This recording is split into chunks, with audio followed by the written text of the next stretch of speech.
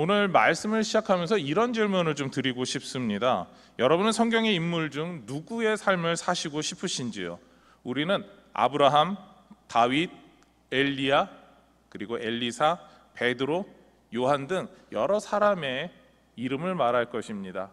우리도 그런 사람들처럼 살고 싶습니다라는 것이죠. 그렇다면 범위를 조금 줄여서 특히 성경의 여성 중 누구의 삶을 살고 싶으신지요? 생각을 돕기 위해서 보기를 드리겠습니다. 번호로 답하셔도 좋겠는데요. 우리 화면 한번 보실까요? 1번 술람미 여인, 2번 사라, 3번 리브가, 4번 레아, 5번 라헬. 여러분은 어떤 여인의 삶을 살고 싶으신지요?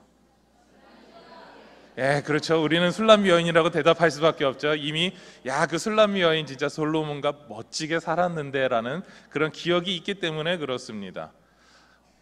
그렇지만 오늘 우리는 술람미 여인을 보지 않고 5번 라헬의 삶을 좀 보려고 합니다. 자, 먼저 라헬의 프로필을 한번 좀 살펴보도록 하겠습니다. 라헬에 대해서 이야기를 할 때는요, 야곱의 어머니 리브가의 친오빠 라반의 딸입니다. 그러니까 야곱과는 사촌지간이죠. 요셉과 베냐민의 어머니입니다.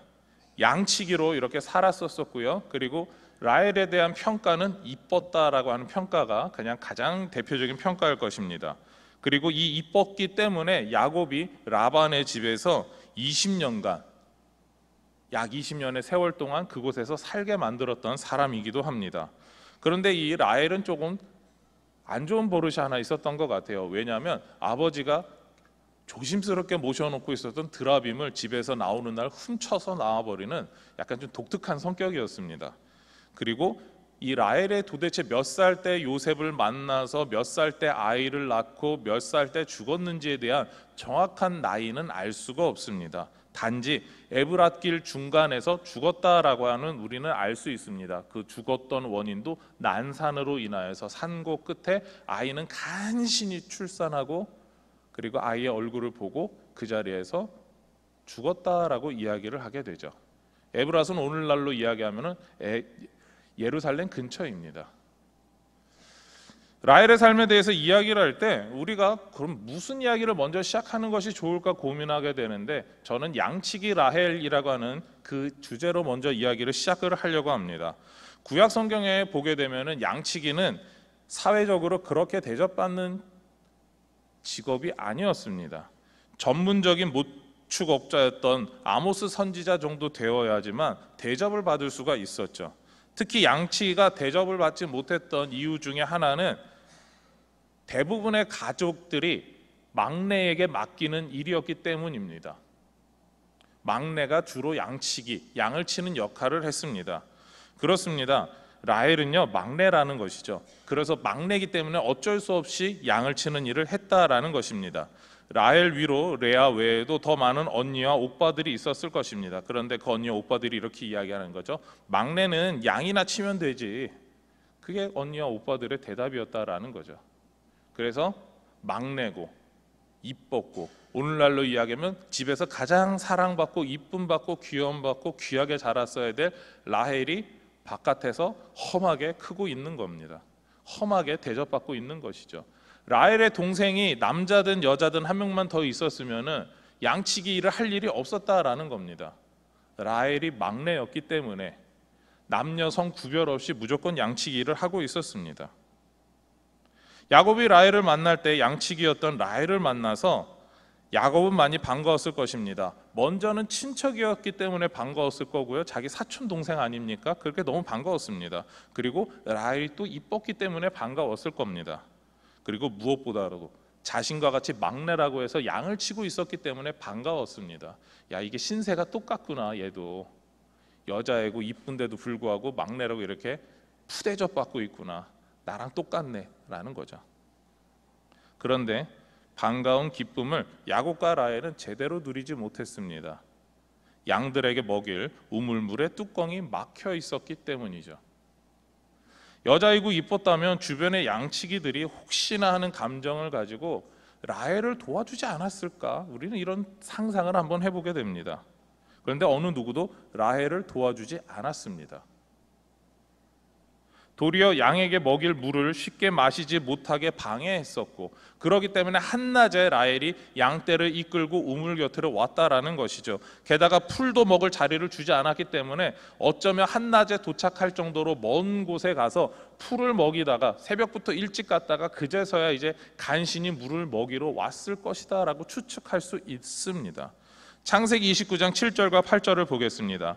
야곱이 이르되 해가 아직 높은즉 가축 모일 때가 아니니 양에게 물을 먹이고 가서 풀을 뜯게 하라. 그들이 이르되 우리가 그러하지 못하겠노라. 때가 다 모이고 목자들이 우물 아귀에서 돌을 옮겨야 우리가 양에게 물을 먹이느니라. 라헬이 양에게 물을 쉽게 먹이지 못했음을 보게 됩니다. 야곱이 나서서 이 양떼들 봐라, 물을 먹여야 되지 않겠느냐, 한낮이어도 지금 먹여야 된다라고 이야기를 했지만 그 주변에 모여있던 목동들이 이야기를 하는 거죠. 다 모여야지 우리는 우물에 돌을 치우고 물을 먹이고 풀을 마저 먹이게 할 거다. 그러니까 우리는 할 수 없다라는 겁니다. 우리가 내릴 수 있는 결론은 이것 같습니다. 라헬은 그 지역 목동들에게 미움을 받고 있었습니다. 어쩌면 목동들 대다수가 여자였기 때문에 이쁜 여자는 우리는 싫어요라고 해서 미워했을 수도 있습니다. 그런데 그렇다라고 해서 먼 곳에서 풀을 뜯어 먹여야 될 만큼 서로 그렇게 미워한다라고 하는 것은 단순히 여자들 중에 제일 이뻐서라고 하는 미움이 아닐 것입니다. 이것은 라헬뿐만 아니라 더 나아가서 외삼촌 가족 라반의 가족에게 무언가 문제가 있었을 것이다 라는 막연한 추측을 하게 합니다. 게다가 다른 목자들이 말하는 돌은 야곱이 혼자서 옮긴 다음에 양떼들에게 물을 먹일 수 있을 만큼 그렇게 무거운 돌도 아니었습니다. 그 모든 것이 바로 라헬을 향하여서 이쁘고 여자라고 해서 방해하는 것이 아니라 무언가 특별한 이유가 있었다라고 하는 것을 우리로 다시 한 번 더 생각하게 합니다. 바로 외삼촌 라반이 하란 땅에서 인망이 없거나 지역 사람들에게 미운 털이 박혀 있었다라고 하는 것을 간접적으로 보여주고 있는 것이죠. 돈을 밝히는 라반의 성격 때문에 동네에서 싫어했을 것이다 라고 우리는 추측해 볼 수 있습니다. 만일 저의 딸들이 양을 치고 하란의 목동들과 같이 누군가가 비슷한 행동을 했다 하면은 저는 상당히 화를 냈을 것 같습니다. 오히려 제가 쫓아가서 오히려 양을 치는 작대기 같은 거 들고 쫓아다니면서 이 나쁜 놈들아라고 소리 질렀을 것 같습니다. 그리고 다른 목동들의 회방이나 따돌림을 방지하기 위해서 딸이 아니라 아들들 중에 누군가를 내보내서 아들들 중에 막내를 내보내서 야, 너 여동생들이 저렇게 괴롭힘 당하니까 네가 가서 이제 좀 양을 돌봐야 되겠다. 어쩔 수 없어라고 하면서 내보내는 그런 일을 했을 겁니다. 실제로 라반에게 있어서 가장 중요한 사업 중에 하나가 목축업이었습니다. 야곱이 양을 잘 쳐서 그 집이 목축업을 본격적으로 한 게 아니라 라반의 관심은 목축업에 있었습니다. 그러면 딸들이 돌보고 있는, 특히 막내딸이 돌보고 있는 이 양들도 잘 돌봐야 되는데 오히려 오빠들이 맡는 게 더 정상적이라고 생각되는데 그러지 못했다라는 것이죠. 이것은 라반의 가정에 문제가 많았다라는 것이죠. 동네 사람들에게 인망을 받지 못했고 심지어 라반조차도 자신의 딸이 그것도 이쁘고 막내인 그 딸이 무시받고 있음에도 관심이 없었다라는 겁니다. 라반에게 있어서 관심거리가 무엇이었냐라고 물어본다면 바로 성경에서 간접적으로 말하고 있는 라반의 문제, 바로 라반이 돈을 밝히는 사람이다라는 것이죠. 돈을 얼마나 밝혔는지 그 딸이 무시받고 사람들에게 텃세 당하고 양치는 목동으로서 그렇게 다른 사람들은 자기들 것 챙기는데 딸들은 구박받아도 챙겨주지 않는다라는 겁니다. 그냥 양만 잘 키우면 됐지 딸들이 나가서 고생 당하는 거 나는 관심 없습니다라고 하는 것이 라반의 문제라는 것이죠. 그래서 야곱의 아내였던 레아와 라헬은 돈만 밝히는 아버지인 라반에게 서운한 감정이 많았던 것 같습니다. 그 서운한 감정을 이렇게 드러내는데요. 창세기 31장 14절 15절입니다. 라헬과 레아가 그에게 대답하여 이르되 우리가 우리 아버지 집에서 무슨 분깃이나 유산이 있으리요. 아버지가 우리를 팔고 우리의 돈을 다 먹어버렸으니 아버지가 우리를 외국인처럼 여기는 것이 아닌가. 지금 라헬과 레아가 하는 이야기가 무엇입니까? 아빠는 우리에게 유산 같은 거 절대 안 줘. 그리고 심지어 우리를 야곱 오빠에게 팔았어. 아버지가 우리를 완전히 출가 외인 정도가 아니라 외국인처럼 여기고 있어. 외국인 근로자처럼 취급하고 있어. 라고 이야기하고 있는 겁니다. 이 라반이라고 하는 이 외삼촌이, 그러니까 라반이라고 하는 이 사람이 얼마나 돈만 밝히는 못된 사람이었는가를 간접적으로 드러내고 있는 것이죠. 자, 이런 가정에서 라헬이 많은 상처 속에서 자랐던 것 같습니다. 라헬과 레아 모두 아버지에게 상처가 많았던 것이죠. 특히 막내였고 양치기 일을 끝까지 했었던 라헬은 더 큰 상처가 많았던 것 같습니다. 그렇기에 라반과 아들들이 양털을 깎으러 갔을 때 라헬은 도망치면서 특이한 행동을 하게 되죠. 라헬이 아버지가 소유하고 있던 드라빔, 바로 우상을 훔쳐버리게 됩니다. 이방 신상까지 가져가는 거죠. 돈을 많이 벌어준다고 하는 그 신상, 아버지가 정말 귀중하게 여기면서 돈을 많이 벌기 위해서 생각하고 있는 그 신상을 가져가 버립니다. 그리고 아버지가 곤란하면 좋겠다라는 생각을 하고 있는 거죠. 더 돈을 벌지 못했으면 좋겠다라는 것, 그것이 이 라헬의 속마음이었습니다. 이렇게 아버지 라반에게 상처가 많았죠. 이 양치기로서 살았던 라헬의 인생을 볼 때 우리는 라헬이 참 많이 힘들고 어렵고 괴로웠겠다라는 생각을 하게 됩니다. 우리는 라헬에 대해 모든 형제 중 막내였고 양치기였고 이뻤고 아버지에 대한 상처가 많았다라고 하면서 불쌍히 여기고, 그리고 남편인 야곱이 사랑하니까 그 사랑 가운데 위로받았으면 좋겠다라고 추측하고 생각할 수 있습니다. 그런데 이렇게 불쌍하다라고 생각하는 라헬에게는요, 더 심각한 문제가 있었습니다. 그것은 바로 믿음에 대한 문제였습니다. 야곱은 하나님의 연단 과정에서 20여 년간 이 땅에서 살아가면서, 이방 땅에서 살아가면서 하나님을 더욱 잘 알게 되고 하나님의 뜻대로 살기 위해서 삶이 조금씩 변해갔습니다. 특히 고향으로 돌아가면서 야복강에서 하나님을 만난 이후에 하나님과 동행하는 믿음의 사람이 되려고 몸부림치고 애쓰게 되는 사람으로 바뀌었습니다.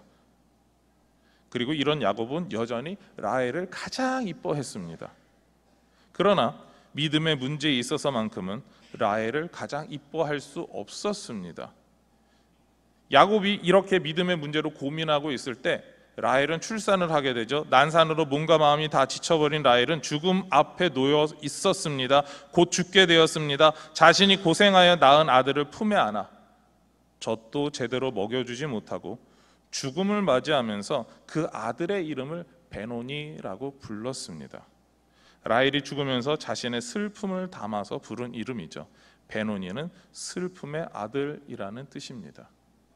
자신이 얼마나 슬펐는지, 인생이 너무나 괴롭고 힘들고 그리고 인생의 마지막에 이 순간까지, 내가 죽으면서까지 이 아들을 봐야 되는 자신의 비참한 인생에 대해서 이야기하고 있는 것입니다. 야곱도 이렇게 비참한 가운데 죽어가는 그 라헬을 잃은 슬픔 속에서 가야 할 길을 더 가지 못하고 잠시 멈추고 있는 것이죠. 그런데 하나님과 동행하는 믿음의 사람으로서의 야곱은 이러한 라헬의 죽음을 받아들일 수가 있었을까요? 아니, 베논이라고 부르는 그 이름을 받아들일 수 있었을까요? 슬픔의 아들이다라고 하는 거, 인생의 마지막까지 나는 슬픈 사람이다라고 하는 거, 야곱은 받아들일 수가 없었다라는 겁니다. 그래서 라헬이 죽으면서 슬픔을 표현한 아들을 품에 안고 야곱은 믿음의 눈으로 다른 이름을 지어주게 됩니다. 바로 베냐민입니다. 오른손의 아들, 능력의 아들이다라는 겁니다. 인생에 있어서 슬프고 괴롭고 어려운 일들이 많아서 우리는 슬픔이 많습니다라고 말할 수 있지만, 하나님께서 함께 해주신다면, 하나님이 함께 해주시는 여정이라면 우리는 하나님이 붙들어 주시는 그 오른손, 능력을 행할 수 있다라고 하는 고백을 이야기하고 있는 것이죠. 이것이 야곱과 라헬에 있어서 믿음의 차이에 나타나는 문제입니다. 이 믿음의 차이가 결국 어떻게 되겠습니까? 가장 사랑했던 아내, 그 사랑했던 아내를 가족 묘실에 어쩌면 안장하는 게 맞을 겁니다. 그러나 야곱은 그렇게 하지 않습니다. 라헬을 길가에서, 지금 죽었던 그 근처에 있는 곳에서 땅을 파서 묻습니다. 그리고 그것에 묘비를 세우고 라헬의 묘비다라고 이야기를 하는 것이죠. 정말 사랑했던 사람이라면 그 사람을 기리기 위해서 가족 묘지에 안장을 하고 나의 사랑하는 아내, 내가 가장 사랑했던 아내가 여기에 있습니다라고 말을 해야 할 것입니다. 자신의 어머니 리브가가 묻혀있고 할머니 사라가 묻혀있는 그 무덤 옆에 같이 묻어야 됩니다. 그런데 야곱은 그렇게 하지 않죠. 왜 그렇습니까? 믿음의 문제가 있었기 때문입니다. 죽음 앞에서 슬픔이라고 부르는 것보다 믿음의 눈으로 오른손, 능력이라고 부르는 것이 지금 야곱의 삶에서 더 맞기 때문에 그렇습니다. 다시 한번 말씀드리지만 가장 사랑하는 아내가 지어준 아들의 마지막 이름 베노니, 비록 좀 슬픈 이름이지만 그것을 갖는 것이 아내를 가장 사랑하는 방법, 그 방법입니다. 그런데 야곱은 그렇게 하지 않습니다. 베냐민이라는 것이죠. 믿음이 없이는 그렇게 살아가서는 안 된다라고 하는 것을 보여주고 있는 것입니다. 여러분은 어떤 눈으로 바라보고 계십니까? 레아와 라헬의 차이점을 이야기를 한다면 사람들은 히브리어 그대로 번역할 때 눈으로 이야기를 합니다. 레아는 눈이 별로 안 예뻤고 라헬은 눈이 예뻤다라고 이야기를 합니다. 그런데 그 예뻤던 눈으로 라헬은 무엇을 보고 있었습니까? 라헬이 바라봤던 것은 하나님이 아니었습니다. 자신이 살아가는 데 있어서 힘든 일들만 보았습니다. 막내였는데, 양치기였는데, 돈만 밝히는 아버지 밑에서 나는 힘들고 괴롭게 살아왔고 내 인생은 너무나 슬픔으로 끝난다라고 하는 그런 괴로운 것만 보고 있었습니다. 그러나 레아는 그렇지 않았다라는 거죠. 믿음의 눈으로 하나님을 바라보았다라는 겁니다. 그러기 때문에 야곱의 공식적인 부인으로서, 그리고 믿음의 족보를 이어서 믿음의 가문 안에서 믿음의 어머니로서 바로 야곱의 옆자리에 누이게 되는 겁니다. 여러분은 인생의 가장 어려운 순간에 누구를 바라보고 계시는지요? 우리는 하나님을 바라보아야 됩니다. 하나님을 향한 믿음으로 하나님만 바라보아야만 합니다. 저는 인생의 가장 중요한 순간 여러분들이 하나님만 바라보기를 소망합니다. 우리 아멘 하시는 분이 생각보다 없으신 것 같아요. 우리 같이 다시 한번 제가 묻겠습니다. 저는 인생의 가장 중요한 순간 여러분들이 하나님만 바라보기를 소망합니다. 네, 저는 그런 모든 삶이 되시기를 소망합니다. 스스로 생각하기에 인생의 가장 밑바닥을 경험했을 때 우리는 오직 하나님만 바라보아야만 합니다. 믿음의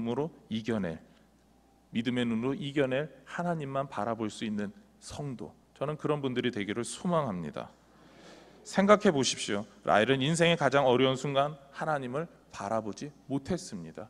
그 이뻤다라고 하는 눈으로 바라보지 못했다라는 겁니다. 그래서 인생의 마지막 숨이 넘어가고 자신을 너무 사랑했던 남편조차도 라헬에 대해서 인정하지 않죠. 나는 베논이라고 부를 수 없어. 라헬, 당신의 마지막 나는 받아들일 수 없어. 이것이 야곱의 대답입니다. 야곱은 우리에게 라헬에 대한 평가를 보여주고 있죠. 라헬은 믿음의 가문에 어울리는 여인이 아니다. 아들을 향해 베논이라고 말하는 사람은 믿음의 가족들이 묻히는 가족 무덤에 묻히지 못하게 되었기 때문에 노상 묘지에 묻었다라는 겁니다. 다시 강조하지만 라헬에 대한 야곱의 평가는 라헬은 믿음의 가문에 어울리는 여인이 아니다라는 겁니다. 그러면은 여러분 각자의 믿음은 어떻습니까? 믿음의 눈으로 바라보고 믿음의 가문을 이끌어갈 믿음이신가요? 아멘이십니까? 네, 이렇게 소리가 작아졌는지 모르겠지만 저는 여러분들이 이런 질문에 당신의 믿음은 당신의 가문을 믿음으로 이끌어갈 눈입니까? 라는 질문에 여러분 당당하게 아멘 하시기를 저는 소망합니다. 하나님은 오늘 오후에 나온 모든 분들의 믿음의 가문을 이끌어갈 멋진 믿음의 용사다운 믿음이기를 원하고 계십니다. 여러분이 가지고 있는 믿음의 모습대로 자녀들에게 이어지고 자녀들이 더 나은 모습으로 바꿔가기를, 그리고 자녀들을 그렇게 가꾸어가기를 소망합니다. 그러한 삶을 사시는 모든 분들이 되시기를 바랍니다. 말씀을 정리하겠습니다. 라헬은 하나님을 바라보는 믿음의 눈이 없었습니다. 그리고 가문을 세우는 믿음이 없었습니다. 우리는 라헬과 다른 삶을 살아야 합니다. 하나님을 바라보는 믿음의 눈을 갖고 가문을 세우는 믿음이 있어야 합니다. 그러한 믿음을 구하며 하나님만을 바라보시는 모든 동북의 성도님들이 되시기를 소망하며 축원합니다. 아멘. 기도하시겠습니다.